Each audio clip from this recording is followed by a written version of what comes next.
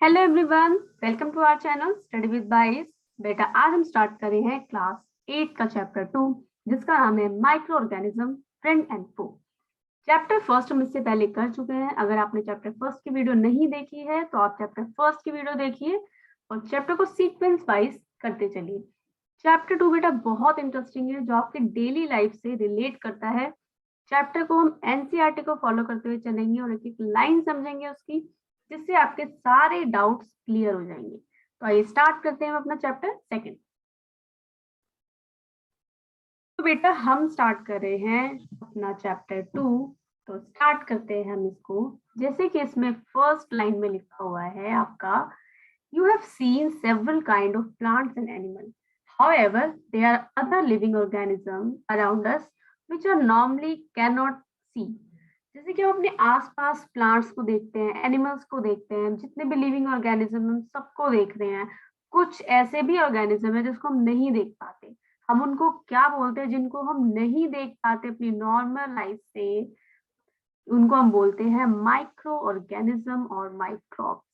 ये क्लियर है आपको? माइक्रो ऑर्गेनिज्म और माइक्रोब्स किसे बोला जाता है? ऐसे ऑर्गेनिज्म जिसको हम नॉर्मल आई से नहीं देख पाते, उनको बोलते हैं माइक्रो ऑर्गेनिज्म और माइक्रोब्स।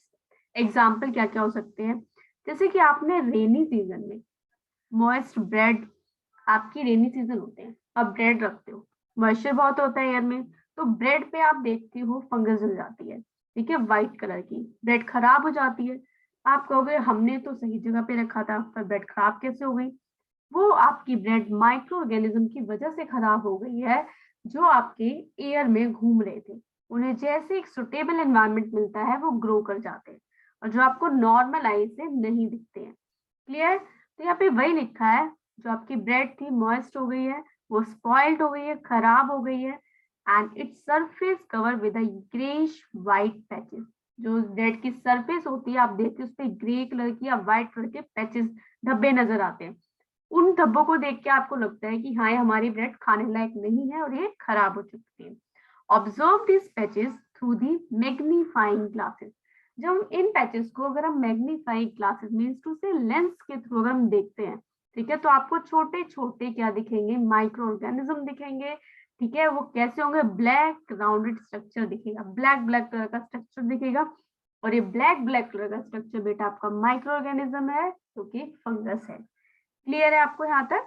तो हमने इसमें माइक्रो ऑर्गेनिज्म की डेफिनेशन देखी, हमने ये देखा कि माइक्रो ऑर्गेनिज्म हमारे आसपास कैसे सरवाइव करते हैं, कैसे ये ग्रो करते हैं, चीजों को हमने देखा। नेक्स्ट देखते हैं। अब आती है माइक्रो ऑर्गेनिज्म कितने टाइप्स के हैं, ये कैसे होते हैं देखने में, वो सारी चीजें हम इसमें पढ़ेंगे। फर्स्ट देखते हैं, दीज ऑब्जर्वेशन जो हम ऑब्जर्व कर रहे हैं ब्रेड के ऊपर, जो हमने देखा, show that water and soil are full of tiny organisms, though not all of them fall into the category of microbes। जो आप ये ऑब्जर्वेशन देख रहे हो, जो वाटर होती है, सॉइल होते हैं, बहुत सारे माइक्रो ऑर्गेनिज्म होते हैं। क्लियर है? जिसे आप माइक्रोब्स भी कहते हो। जो माइक्रो ऑर्गेनिज्म और जो माइक्रोब्स है वो बहुत ही क्या होते हैं? Small in size. किसके बारे में बात कर रहे हैं? माइक्रो ऑर्गेनिज्म या माइक्रोब्स। बहुत छोटे होते हैं, जिसको आप आंखों से अनएडेड आई, मतलब without use of lens, microscope, आप इन्हें नहीं देख सकते। Some of these such as, कौन कौन से? Fungus that grow on bread. Bread पे फंगस ग्रो हो जाती है, आप उसको कैसे देखोगे? आप मैग्नीफाइंग ग्लास का यूज करोगे, लाइक माइक्रोस्कोप, लेंस जो होते हैं, आप उनका यूज करोगे, then you are able to see these microorganism. Next है, other can't be seen without the help of microscope। ठीक है, या तो आप मैग्नीफाइंग ग्लास का यूज करो या आप माइक्रोस्कोप का यूज करोगे, तभी आप इनको देख सकते हो, अदरवाइज आप इनको नहीं देख सकते। That is why these are called the microorganism और microbes। इसलिए हम इन्हें क्या बोलते हैं? माइक्रो ऑर्गेनिज्म और माइक्रोब्स कहते हैं। अब हम बात करते हैं, माइक्रो ऑर्गेनिज्म को क्लासिफाई किया गया है 4 मेजर ग्रुप्स में। वो कौन कौन से 4 मेजर ग्रुप्स है बेटा? फर्स्ट है आपका बैक्टीरिया, फंजाई, प्रोटोजोआ और सम एल्गी। ये सारे 4 मेजर ग्रुप्स हैं जिसमें हम माइक्रो ऑर्गेनिज्म को क्या करते हैं? क्लासिफाई करते हैं। क्लियर? अब इसमें से कुछ माइक्रो ऑर्गेनिज्म आपको दिखते हैं और कुछ आपको नहीं दिखते हैं। सबसे पहले हम बात करते हैं वायरस की। वायरस बहुत अच्छा टॉपिक है और आज की डेट में आप वायरस की बात करो तो कोरोना वायरस के बारे में सब जानते हैं, ठीक है। तो इस टॉपिक को पढ़ के आपको थोड़ा बहुत समझ में आएगा वायरस कैसे काम करते हैं, कैसे ये किसी पे इफेक्ट करते हैं, क्या वायरस लिविंग है, नॉन लिविंग है, वो सारी चीजें हम इसमें पढ़ते हैं। सबसे पहले क्या है, ये एक माइक्रोस्कोपिक है, तो ये भी क्या है, एक माइक्रो ऑर्गेनिज्म हो गया, but are different from other microorganism. बहुत इंपॉर्टेंट और बहुत अच्छी लाइन इसने बोली है। वायरस एक माइक्रो ऑर्गेनिज्म तो है, बट ये बाकी के माइक्रो ऑर्गेनिज्म क्या है, एकदम डिफरेंट है। क्यों डिफरेंट है, देखते हैं। However, reproduce only inside the cell of the host organism. ये माइक्रो ऑर्गेनिज्म सिर्फ और सिर्फ होस्ट ऑर्गेनिज्म मीन्स टू से किसी की बॉडी के अंदर जाके ग्रो करता है। अदरवाइज अगर ये एनवायरमेंट में है तो ये ग्रो नहीं कर रहा, ये लिविंग भी नहीं है, ये ना डेड होते हैं। एनवायरमेंट में है तो आप कहोगे ये डेड है। जैसे इसको अपना होस्ट मिल जाता है, ये होस्ट की सारी मशीनरी को, मैकेनिज्म को यूज करके ये अपने आप को मल्टीप्लाई करता है। क्लियर है। तो वायरस को क्या चाहिए, होस्ट चाहिए खुद को ग्रो करने के लिए, रिप्रोड्यूस करने के लिए, विच में बी अ बैक्टीरिया। अब इसमें इन्होंने बोला कि होस्ट क्या क्या हो सकते हैं जिससे वायरस क्या करे, ग्रो करे, रिप्रोड्यूस करे। बैक्टीरिया भी हो सकता है, प्लांट हो सकते हैं, एनिमल हो सकते हैं, ठीक है। ये सारी चीजें क्या होती है, होस्ट का काम करती है, किसके लिए, वायरस के लिए। अब कौन कौन से वायरस है, कॉमन अलाइनमेंट्स लाइक कोल्ड, सर्दी जुकाम जो होता है हमें, influenza, flu, most cough are caused by the virus. जितने भी कफ एंड कोल्ड है, फ्लू है, ये सारी चीजें किससे है, ये वायरस से फैलती है। सीरियस डिजीज कौन कौन सी है बेटा आपकी, पोलियो और चिकन पॉक्स, ये चीजें भी वायरस की वजह से ही होती है। पोलियो भी एक वायरस की वजह से होता है, जिसका हम पोलियो में क्या ड्रॉप लेते हैं, आप सबने लिए, जिसकी वजह से बच्चों में पोलियो वायरस इफेक्ट नहीं करता, क्योंकि वो बचपन में ही पोलियो की ड्रॉप ले लेते हैं। तो अभी हमने पढ़ा वायरस के बारे में, कुछ इंटरेस्टिंग फैक्ट हमने जाने। नेक्स्ट हम देखते हैं, अब हम बात करते हैं कुछ डिजीज की। वायरस के बारे में हमने पढ़ लिया। नेक्स्ट है बेटा, disease like dysentery and malaria are caused by protozoa या प्रोटोजोन्स, ठीक है। प्रोटोजोआ हमने अभी पढ़ा, ये भी क्या है, एक माइक्रो ऑर्गेनिज्म है। ये कौन सी डिजीज को कॉज करता है, मीन्स टू से इसकी वजह से कौन कौन सी डिजीज हमें होती है, डिसेंट्री मतलब डायरिया, ठीक है। डायरिया में क्या होती है, आपके इंटेस्टाइन क्या होती है, स्वेल हो जाती है, उसमें इन्फेक्शन हो जाता है। और ये क्यों होता है, कंटामिनेटेड फूड और वाटर से होता है। कंटामिनेटेड अगर आपको नहीं पता तो मतलब दूषित पानी और भोजन से। और मलेरिया आपको पता है किससे होता है, मच्छरों से होता है। क्लियर। तो ये चीजें क्या है हमारे, किसकी वजह से होती है, प्रोटोजोआ की वजह से। वेयर एज टाइफाइड और tuberculosis are the bacterial disease. अब हम, बैक्टीरिया भी क्या है, एक माइक्रो ऑर्गेनिज्म है, इसकी वजह से कौन सी डिजीज होती है, टाइफाइड होती है और टीबी, जिसका पूरा नाम है ट्यूबरक्लोसिस। तो हमने प्रोटोजोआ का पढ़ा। नेक्स्ट हमने क्या पढ़ा, बैक्टीरियल डिजीज के बारे में पढ़ा। अगर मैं मलेरिया की बात करूं, आप यहाँ पे एक छोटा सा नोट लिख सकते हो। मलेरिया जो आपका होता है बेटे, एक मॉस्किटो से फैलता है, जिसका नाम है female anopheles mosquito. Female anopheles mosquito के थ्रू आपका मलेरिया स्प्रेड होता है। क्लियर है ये आपको। तो हमने इसमें क्या क्या पढ़ा चीजें, पैरासाइट पढ़ा, बैक्टीरियल पढ़ा, और हमने पढ़ा बैक्टीरियल डिजीज में जो हमने पढ़ा फीमेल एनोफिलीज की वजह से हमें मलेरिया कॉज होता है। क्लियर है ये। अब हम देखते हैं बैक्टीरिया। अगर ये बैक्टीरिया माइक्रोस्कोप से ली गई कुछ पिक्चर्स हैं जो आपको दिखाई गई है, बैक्टीरिया की कैसी भी शेप हो सकती है। ये आपको जो दिख रही है rod shape, rod shape bacteria है, ठीक है। बैक्टीरिया एनी शेप का, स्पाइरल शेप भी हो सकता है, रॉड शेप भी होता है, कॉमा शेप भी होता है। तो बस अभी आपके लिए सिर्फ यही पिक्चर्स हैं कि रॉड शेप और स्पाइरल शेप। ये दो बैक्टीरिया की पिक्चर्स यहाँ पे दी हुई है। नेक्स्ट हम देखते हैं यहाँ पर, बैक्टीरिया के बाद आता है हमारा एल्गी और प्रोटोजोआ। एल्गी और प्रोटोजोआ में देखिए, एल्गा जैसे क्लैडोमोनास, क्लैडोमोनास को आप लिख सकते हो यहाँ पे ब्लू ग्रीन एल्गी, क्लियर? इसको हम बोलते हैं क्लाइडोमोनास बोलो या ब्लू ग्रीन एल्गी बोलो, ये ब्लू और ग्रीन दोनों कलर की होती है, इसको हम बोलते हैं ब्लू ग्रीन एल्गी। ग्रीन होने की वजह से ये फोटोसिंथेसिस भी करती है। फोटोसिंथेसिस आपको पता है क्या होता है, ठीक है? इसमें प्लांट्स अपना फूड खुद बनाते हैं, ठीक है? उस प्रोसेस को बोलते हैं फोटोसिंथेसिस। प्लांट अपना फूड कैसे बनाते हैं? With the help of sunlight and chlorophyll. And chlorophyll कहाँ पे प्रेजेंट होता है? लीव्स ऑफ प्लांट में। इसलिए लीव्स को प्लांट का किचन हाउस भी बोला जाता है। क्लियर है? क्योंकि वहां पे खाना बनता है, इसलिए। क्लियर? नेक्स्ट हम देखते हैं प्रोटोजोआ। प्रोटोजोआ में क्या क्या आता है बेटा? अमीबा और पैरामीशियम। अमीबा इररेगुलर शेप होता है, इसकी कोई शेप नहीं होती। क्लियर है? इसके बीच में क्या होता है? इसका फूड वैक्यूल।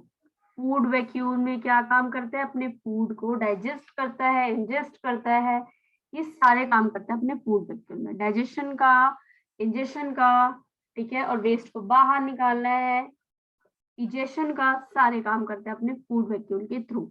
इरेगुलर इसकी शेप होती है। इसमें जब इसको अपना फूड लेना होता है तो ये अपनी शेप कैसे बना लेता है? ये कुछ इस टाइप की, या आपको लाइक इसके हैंड कह लो या लेग्स कह लो, इस शेप में लगता है। इसको आप बोलते हो स्यूडोमोनास। स्यूडोमोनास। स्यूडोमोनास को अगर मैं सिंपल लैंग्वेज में बात करूं, इसको हम बोलते हैं फॉल्स फीट। मतलब ये लेग्स की तरह, फीट की तरह स्ट्रक्चर होता है, बट ये फीट होते नहीं है। ये स्ट्रक्चर स्यूडोमोनास अपना स्ट्रक्चर एक कब बनाता है? जब इसको भूख लगती है, इसको खाना चाहिए, तो ये खाने को कैप्चर करने के लिए अपनी शेप बना लेता है, जिससे फूड को ये पकड़ सके। क्लियर है? सेम हम बात करें प्रोटोजोआ में, दूसरा आता है पैरामीशियम। पैरामीशियम अगर देखोगे तो एक स्लीपर की तरह दिख रहा है आपको। इसके पास भी फूड वैक्यूल है। ये भी क्या करते हैं? अपनी शेप बदलता है फूड को कैप्चर करने के लिए। ये जो आपको धागे की तरह स्ट्रक्चर्स दिख रहे हैं, इसको बोलते हैं हम सीलिया। सीलिया का काम क्या होता है? ये इसके मूवमेंट में हेल्प करता है। सीलिया पैरामीशियम में होते हैं, ये इसकी मूवमेंट में हेल्प करते हैं। इसमें भी फूड वैक्यूल होता है। ये डाइजेशन, इजेशन और इंजेशन, तीनों का काम इनका फूड वैक्यूल ही करता है। अमीबा में जो आपको टर्म यूज करनी है, याद रखनी है, वो है बेटा आपका फूड वैक्यूल।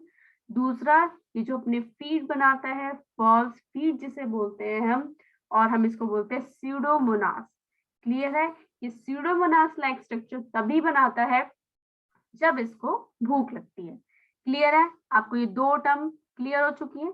नेक्स्ट आते हैं, अब है बेटा हमारे पास फंगस या फंजाई। फंजाई में तीन चीजें हमारे पास। पहला ब्रेड माउस, पेनिसिलियम, एस्परजिलस। तीन चीजें हमारे किसमें? फंगस में। ब्रेड माउस बेटा आपने ब्रेड पे देखा है, मैंने बताया था ना, ब्रेड पे फंगस दिख जाती है। अगर आप उसको माइक्रोस्कोप से देखोगे तो वो ब्लैक पैचेस नजर आएंगे।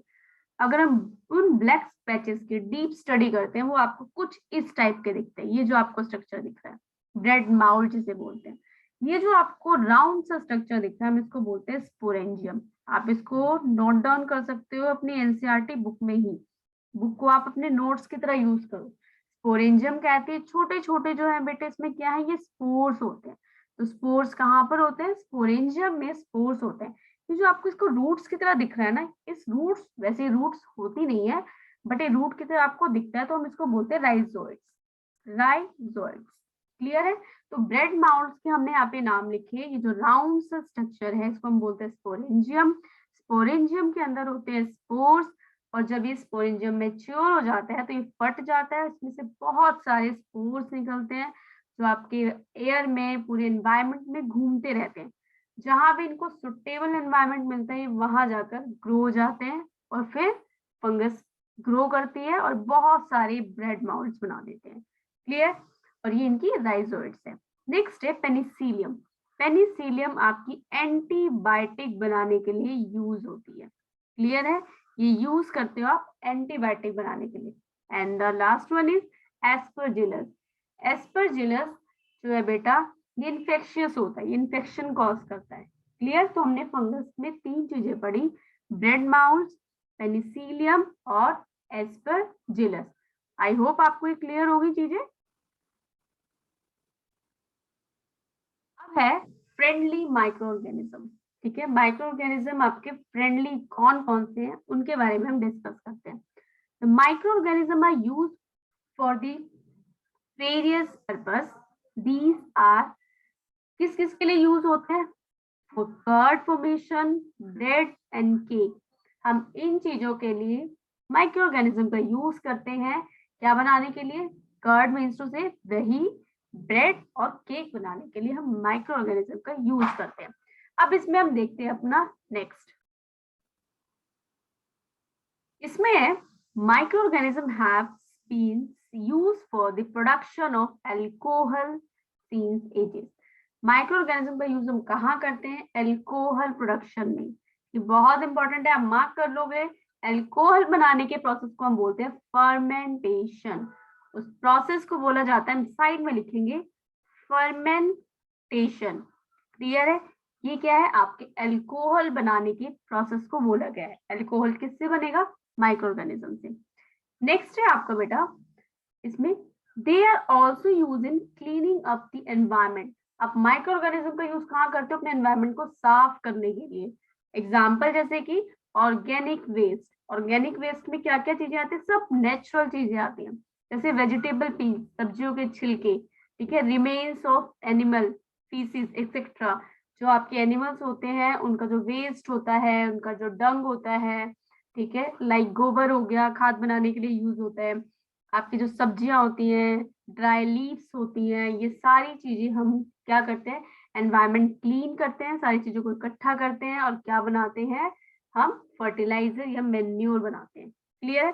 Are broken down into harmless and usable substance by the bacteria. आपने अपने गांव वगैरह में देखा होगा कि हम एनिमल के वेस्ट को, उनके गोबर को, वेजिटेबल्स की पील्स को या सूखी पत्तियों को एक जगह इकट्ठा करते हैं। हम क्या करते हैं? बहुत दिन तक उसको इकट्ठा करते हैं। इकट्ठा करने के बाद उसमें कुछ बैक्टीरिया ग्रो करते हैं जो उनको तोड़ते हैं और जिससे हम क्या बनाते हैं? अपने मैन्योर, अपनी खाद बनाते हैं। Recall that bacteria are also used in the preparation of medicines। आपको याद होगा कुछ बैक्टीरिया मेडिसिन बनाने के लिए भी यूज किए जाते हैं। In agriculture, they are used to increase the soil fertility by fixing nitrogen। Agriculture में जो बैक्टीरिया होते हैं वो बहुत इंपॉर्टेंट रोल प्ले करते हैं। वो सॉइल की फर्टिलिटी, मिट्टी का जो उपजाऊपन है उसको बढ़ाते हैं। और दूसरा क्या काम करते हैं? एटमॉस्फेयर से नाइट्रोजन को फिक्स करते हैं। नाइट्रोजन का काम क्या क्या होता है? प्लांट्स की डेवलपमेंट और ग्रोथ में हेल्प करना। ग्रोथ और डेवलपमेंट में हेल्प करना किसकी? प्लांट की। ये नाइट्रोजन का काम होता है। और इसके लिए जो बैक्टीरिया यूज किया जाता है वो होता है राइजोबियम, जिसके बारे में हम अभी आगे पढ़ेंगे सारी डिटेल। यहाँ तक आपको क्लियर है? नेक्स्ट देखते हैं। नेक्स्ट है where do microorganism lives. Microorganism कहाँ पर रहते हैं? ये कहीं भी रह सकते हैं हमारे एनवायरमेंट में, कहीं भी। तो सबसे पहले देखते हैं माइक्रो ऑर्गेनिज्म में भी single cell like bacteria, some algae and protozoa. Microorganism क्या होते हैं? सिंगल सेल होते हैं, ठीक है, जो एक ही सेल से बनते हैं, जैसे कि बैक्टीरिया, कुछ एल्गी हो गई, प्रोटोजोआ हो गया। और कुछ मल्टी सेलुलर भी हो सकते हैं, मतलब बहुत सारी सेल से मिलकर बने होते हैं, ठीक है, such as many algae, fungi. Clear है?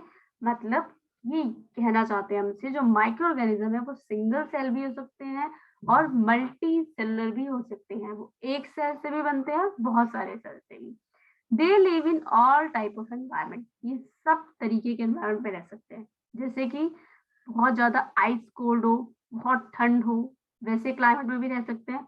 बहुत ज्यादा हॉट स्प्रिंग हो, बहुत ही गर्मी हो, उसमें भी रह सकते हैं, जैसे कि डेजर्ट हो गया या मार्शलैंड। दलदली जमीन जो होती है उस पे भी रह सकते हैं, डेजर्ट में भी रह सकते हैं, कोल्ड एनवायरनमेंट में रह सकते हैं, सब जगह रह सकते हैं। और ये कहाँ पे भी पाए जाते हैं? हमारे inside the body of animal including human. ये एनिमल्स या हम ह्यूमन बीइंग, हमारे अंदर भी माइक्रो ऑर्गेनिज्म मिलते हैं, क्योंकि सारे माइक्रो ऑर्गेनिज्म हार्मफुल नहीं होते। कुछ माइक्रो ऑर्गेनिज्म हमारी हेल्थ के लिए हेल्पफुल भी होते हैं। क्लियर है? Some microorganism grow on other organism while other exist freely। कुछ ऑर्गेनिज्म क्या होते हैं, दूसरे ऑर्गेनिज्म पे ग्रो करते हैं, उनके अंदर ग्रो करते हैं, ठीक है। कुछ एनवायरनमेंट में एकदम फ्री स्टेट में घूमते हैं। क्लियर है ये आपको? नेक्स्ट हम देखते हैं। नेक्स्ट है हमारा इसमें बेटा microorganism and us. Clear? Microorganism और हम, इसके बारे में बात करते हैं। Microorganism play an important role in our life. हमारी लाइफ में सबसे अहम भूमिका निभाता है माइक्रो ऑर्गेनिज्म। कुछ क्यों बेनिफिशियल भी होते हैं, बहुत तरीके से बेनिफिशियल होते हैं, कुछ क्या होते हैं हमारे लिए हार्मफुल होते हैं और डिजीज कॉज करते हैं। तो इस तरीके से माइक्रो ऑर्गेनिज्म हमारी लाइफ में बहुत ही अहम रोल प्ले करता है। आते हैं हम अपने नेक्स्ट टॉपिक पे। नेक्स्ट है जो हम पढ़ चुके हैं कि जैसे कि माइक्रो एनवायरनमेंट को क्लीन करने के लिए हेल्प करता है, ऑर्गेनिक वेस्ट के थ्रू हम इसको साफ करते हैं, ठीक है। सॉइल की फर्टिलिटी के लिए भी यूज किया जाता है, ठीक है। ये सारा हम पहले ही डिस्कस कर चुके हैं। अब है making of curd and bread. जैसे कि हमने पढ़ा था जो माइक्रो ऑर्गेनिज्म है वो कैसे कर्ड और ब्रेड बनाने के लिए यूज होता है, हमें उसके बारे में पढ़ना है। तो देखते हैं हम। हमने देखा क्लास 7th में आपने देखा था कि जो आपकी मिल्क है वो किस में चेंज हो जाती है, कर्ड में चेंज हो जाती है। किसके थ्रू? एक बैक्टीरिया होता है उसके थ्रू, ठीक है। एक बैक्टीरिया क्या करता है, एक तो नहीं बोलेंगे, बहुत सारे बैक्टीरिया होते हैं, ठीक है। वो क्या करते हैं आपके पूरे के पूरे मिल्क को किस में कन्वर्ट कर देते हैं, कर्ड में कन्वर्ट कर देते हैं। तो वो प्रोसेस हमें यहाँ पे पढ़ना है, ठीक है। आपने घरों में भी देखा होगा कि आपकी मम्मी जब दही जमाती है तो क्या करती है, 1 चम्मच दही लेती है, उसको दूध में डालती है, सुबह आप देखते हो कि पूरा का पूरा दूध किस में कन्वर्ट हो जाता है, दही में। तो ये चीज हमें आज यहाँ पे क्लियर करनी है अपनी, वो कैसे होता है। Next, curd contain several microorganism, ठीक है। जो आपकी दही होती है उसमें कुछ माइक्रो ऑर्गेनिज्म होते हैं, ठीक है। और वो माइक्रो ऑर्गेनिज्म क्या है, बैक्टीरिया है, ठीक है। उस बैक्टीरिया का नाम क्या है, लैक्टोबैसिलस। बहुत ही इंपॉर्टेंट है, मैं भी यहाँ पे इंपॉर्टेंट मार्क कर रही हूँ, आप भी अपनी एनसीईआरटी में से इंपॉर्टेंट मार्क करेंगे, ठीक है। जो bacteria lactobacillus promote the formation of curd, ये बैक्टीरिया मल्टीप्लाई होता है और क्या करता है, पूरी की पूरे मिल्क को कन्वर्ट कर देता है किसमें, कर्ड में। वही चीज इसमें लिखी हुई है, it multiply in milk and convert it into a curd. Milk में मल्टीप्लाई होता है और पूरे के पूरे मिल्क को किसमें कन्वर्ट करता है, कर्ड में। Bacteria also involve in making cheese, pickles and many other food items. ये बैक्टीरिया क्या क्या बनाने के लिए होता है, चीज मतलब पनीर हो गया आपका, पिकल्स अचार, और कुछ फूड आइटम्स होते हैं, बहुत सारे होते हैं जिसमें माइक्रो ऑर्गेनिज्म का यूज किया जाता है। क्लियर? नेक्स्ट है एन इम्पॉर्टेंट इंग्रेडिएंट्स ऑफ रवा, सूजी, इडली एंड भटूरा, ठीक है, इज अ कर्ड। ये सारी चीजें हम जब बनाते हैं हम कर्ड का यूज करते हैं, और हमारे कर्ड में कौन सा बैक्टीरिया है, लैक्टोबैसिलस बैक्टीरिया है, जो इन सब चीजों को बनाने में क्या होता है, बहुत ही हेल्पफुल होता है। नेक्स्ट है bacteria and yeast are also helpful for the fermentation of rice, idli and dosa batter. जो आपका बैक्टीरिया है और ईस्ट है, ठीक है, ये किसमें इडली बनाते हो आप, ठीक है, उसमें, या डोसा का बैटर तैयार करते हो, उसमें ये फर्मेंटेशन का काम करता है और ये बहुत हेल्पफुल होते हैं इसको बनाने के लिए। क्लियर है? जो आपका डोसा होता है, जो आपकी इडली होती है, उसमें हम अपनी क्या कहते हैं, कर्ड को डालते हैं, कर्ड वो मल्टीप्लाई होती है, क्या मल्टीप्लाई होता है, उसमें जो बैक्टीरिया होता है लैक्टोबैसिलस। क्लियर है? और वो इन सब चीजों में बनाने में बहुत ज्यादा क्या होता है, हेल्पफुल होता है। आज का चैप्टर बेटा हम यहीं तक रखते हैं। आई होप आपको चैप्टर समझ आया होगा, आपके कुछ डाउट्स क्लियर हुए होंगे। तो मिलते हैं हम नेक्स्ट क्लास में नेक्स्ट चैप्टर के साथ। अगर आपने चैप्टर फर्स्ट की वीडियो नहीं देखी है, जाकर जरूर देखिए, और चैप्टर सेकंड आप साथ साथ रिवाइज करते जाइए। अगर आपने चैनल को लाइक, शेयर, सब्सक्राइब नहीं किया है तो पहले चैनल को लाइक कीजिए, शेयर कीजिए, सब्सक्राइब कीजिए और अपनी प्रिपरेशन करते रहिए। Thank you.